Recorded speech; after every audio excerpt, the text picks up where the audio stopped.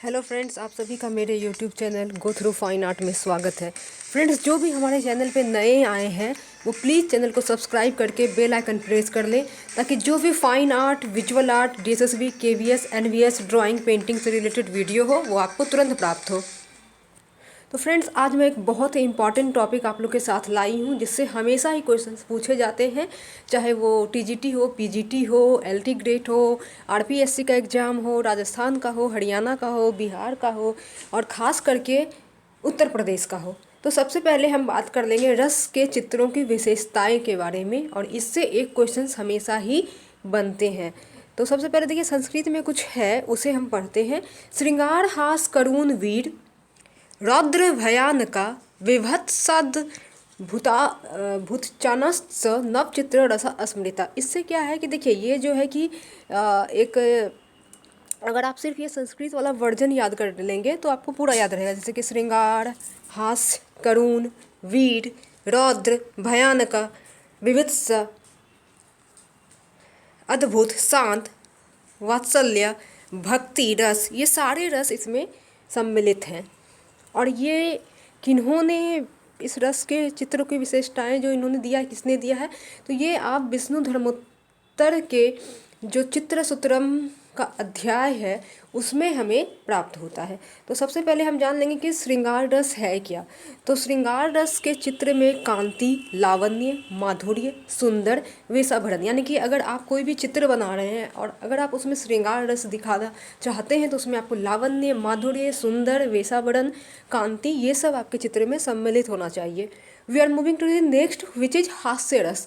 तो हास्य रस में आपको क्या क्या दिखाना होगा। हास्य रस के चित्र में बौने, कुबड़े, टेढ़े मेढ़े अंग और अद्भुत रूप वाले, व्यर्थ की चेष्टा और विचित्र हाव भाव भरते। यानी कि अगर आप अपने पेंटिंग में हास्य रस दिखाना चाहते हैं तो फॉर एग्जांपल अगर आप कुछ पेंट कर रहे हैं तो वो चित्र में आपको बौने, कुबड़े, टेढ़े मेढ़े अंग, ये सब चीज़ अगर आप उसमें शो करते हैं तो वो पेंटिंग आपके हास्य रस के अंतर्गत मानी जाएगी। नेक्स्ट है करुणा रस। करुणा रस में याचना, वियोग एवं विरह, अपनी प्रिय वस्तु का अपने प्रिय वस्तु व प्राणी का त्याग व विक्रय, विपत्ति और सहानुभूति। अगर आप किसी भी सिचुएशन से गुजर रहे हैं, फॉर एग्जांपल कि आपके फैमिली मेम्बर में ही कोई प्रॉब्लम चल रही है, माँ सीरियस है या कुछ ऐसा, कुछ भी ऐसा अनहोनी हो जाता है, एक्सीडेंट या समथिंग, कोई बीमारी, कोई डिजीज़, तो ये सब चीज़ अगर आप दिखा रहे हैं तो वो पेंटिंग आपके करुणा रस के अंतर्गत मानी जाती है।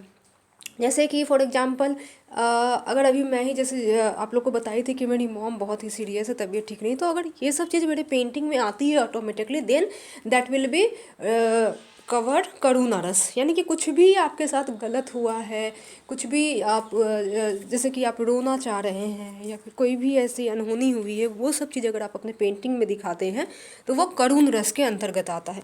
अब क्वेश्चंस कैसे पूछे जाएंगे, तो क्वेश्चंस पूछा जा सकता है कि रस कितने प्रकार के होते हैं। तो रस आप लोग को मालूम होगा कि 9 प्रकार के होते हैं, बट भरत मुनि के अनुसार से रस के 8 प्रकार हैं। तो अगर भरत मुनि के अनुसार से पूछा जाए तो आप 8 लिखिएगा, और नॉर्मली ऐसे क्वेश्चन हो कि रस के कितने प्रकार हैं, तो रस के 9 प्रकार हैं।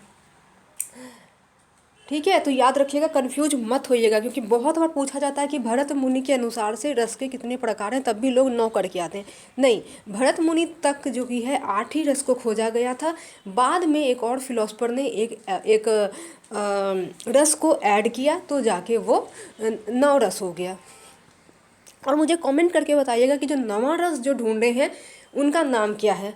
ठीक है, ज़रूर बताइएगा। अगर आप लोग आंसर नहीं दे पाएंगे तो नेक्स्ट वीडियो में मैं इसका आंसर दूंगी कि 9वां रस की उत्पत्ति किन्होंने की थी। Okay, sorry.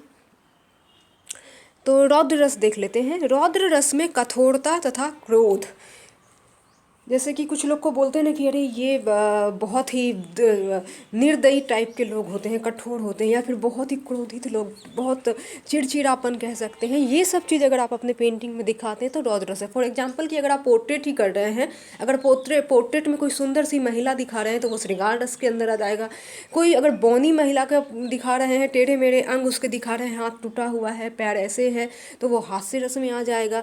अगर उसी औरत को आप रोते हुए, कराहते हुए दिखा रहे हैं तो हास्य रस, सॉरी, करुणा रस में आ जाएगा। उसी लेडी को अगर आप विचलित, चिड़चिड़ापन, है ना, इस तरह की अगर आप दिखाना चाह रहे हैं तो वो रौद्र रस में आएगा। नेक्स्ट मूविंग टू द वीर रस। वीर रस के चित्रों में वीरता, प्रतिज्ञा, शौर्य, औदारी तथा उत्साह, जैसे कि अगर हम एग्जाम्पल अभी दे दें कि मणिकर्णिका है या फिर पद्मावती है, पद्मा जो थी, अगर ये सब चीज़ आप अपने पेंटिंग में दर्शा रहे हैं, कोई भी महान महिला को या पुरुष को, नॉट ओनली महिला को, किसी भी चीज़ को दिखा रहे हैं जिसमें वीरता का उद्देश्य, जैसे कि सोल्जर्स वगैरह हैं, वीरता के लिए जाने जाते हैं, या फिर जैसे कि कोई सोल्जर्स है जिन्होंने बहुत अच्छा काम किया था, उनको वीर चक्र भी प्रदान किया जाता है। तो ये सब चीज़ अगर आप अपने पेंटिंग में दिखाते हैं तो वो वीर रस के अंतर्गत आएगा। तो ये भी याद रखना जरूरी कि कौन से रस का डिफिनेशन क्या है। ओके, छठा है भयानक रस। तो भयानक देख के ही समझ में आ रहा है कि कुछ ऐसे दुष्ट होगा या फिर कुछ डरावना सा होगा। तो ये भयानक रस में दुष्ट, दूरदर्शन एवं उन्मत्त व्यक्ति तथा हिंसक जीवनों का अंकन। अगर हम यहाँ पे छोटा सा एग्जाम्पल दें भयानक रस का, तो जैसे कि द्रौपदी का जो चीर हरण हुआ था, अगर आप इसे अपने पेंटिंग में दिखाते हैं तो ये एक दुष्ट कार्य था, दूरदर्शन टाइप का चीज़ दिखाया गया था। तो ये आपका भयानक रस के अंतर्गत आएगा। विभत्स रस है, तो विभत्स रस में शमशान तथा गढ़ित एवं वध भूमि आदि। फॉर एग्जाम्पल कि अगर आप कोई शमशान घाट की पिक्चर डाल रहे हैं या फिर कोई मृत्यु, कोई जैसे कि Jesus Christ, for example Jesus Christ दिखा रहे हैं, तो वो भी आपका विभत्स रस के अंतर्गत आएगा। अद्भुत रस। अद्भुत रस के चित्र में अनेक भावों का विस्तृत समन्वय, यानी कि इसमें बहुत सारे चीज़ों का सम्मिलित रहेगा, जैसे कि आप इसमें विभत्स, भयानक, वीर, सौंदर्य, सारे चीज़ को सम्मिलित करके भी आप पेंटिंग बना सकते हैं। तो वो अद्भुत रस के अंतर्गत। ओके, तो फिर हमारा विभत्स रस, अद्भुत रस तक हो गया था। We are moving to this shant रस।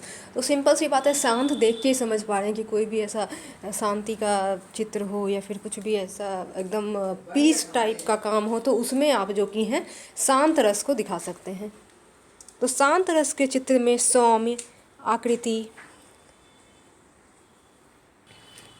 ध्यानस्थ, आसन बांधे हुए साधक तथा तपस्वी, जैसे कि कोई अगर आप साधु को दिखा रहे हैं तो कितना शांत होते हैं ना, लाइक आराम से बैठे होते हैं। या फिर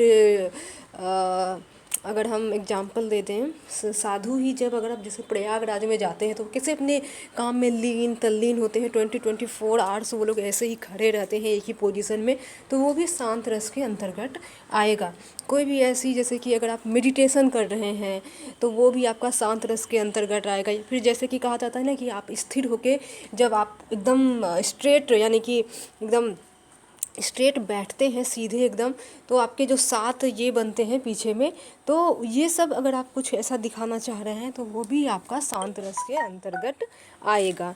नेक्स्ट है आपका वात्सल्य रस। तो वात्सल्य रस के अंतर्गत आता है बच्चों के रूपगत भाव, बच्चों के लिए ममता इत्यादि। अगर फॉर एग्जांपल यहाँ पे अगर हम दें, कोई भी अगर आप बच्चे को पोर्ट्रेट कर रहे हैं तो वो भी आपका वात्सल्य रस के अंदर आएगा। या फिर कोई माँ मदर है और वो अपने बच्चे को ऐसे दुलार कर रही हैं, प्यार दे रही हैं, तो वो भी वात्सल्य रस के अंतर्गत आएगा। या फिर आप बच्चे के हंसता हुआ, खिलखिलाता हुआ, खेलता हुआ, इस तरह के भाव को कैप्चर करते हैं तो वो भी वात्सल्य रस के अंतर्गत आएगा। नेक्स्ट है भक्ति रस। तो इसमें अर्पण, मैं, तुम और वह के भाव को एकाकार करना, अपनी सुध बुध खोना इत्यादि। तो देखिए यहाँ पे हम देख रहे हैं कि 11 रस बता रहे हैं और हमने कहा कि 9 रस। तो मैं बता दूं कि 9 रस जो है आपका शांत रस तक है। वात्सल्य रस और भक्ति रस ऐसे ही है, इट इज़ नॉट इम्पॉर्टेंट।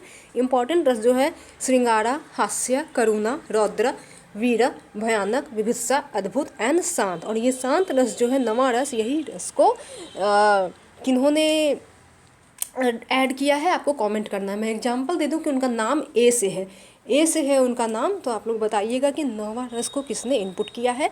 और याद रखिएगा, फिर से मैं रिपीट कर रही हूँ कि अगर 8 पूछा जाए कि 8 रस का निर्माण किन्होंने किया, तो आप लोग को आंसर में भरत मुनि लिखना है। अगर पूछा जाए कि रस के कितने प्रकार होते हैं, तो रस के 9 प्रकार होते हैं। और भरत मुनि के अनुसार रस के कितने प्रकार होते हैं, तो 8 प्रकार होते हैं। या फिर क्वेश्चन ऐसे भी हो सकता है कि 8 रस का निर्माण किसने किया, और ऑप्शन हो सकते हैं भट्टलोल्टा, भरत मुनि, अभिनव गुप्त। तो इसमें आपका राइट आंसर जो हो जाएगा भरत मुनि हो जाएगा। तो फ्रेंड्स आशा करती हूँ कि आज की ये वीडियो बहुत ही लाभकारी रहेंगी आपके किसी भी एग्ज़ाम के लिए। और अगर आप पेंटिंग से हैं या फिर किसी भी क्षेत्र से हैं फाइन आर्ट के, तो आप अपने पेंटिंग में भी ये सब चीज़ों को डाल के एक अच्छा सा पेंटिंग आप अपना बना सकते हैं। तो मिलते हैं फिर से एक नए वीडियो के साथ, तब तक के लिए bye bye, take care, see you soon, have a nice day. जय हिंद, जय भारत, वंदे मातरम, and wish you all the best for your upcoming examinations. Take care.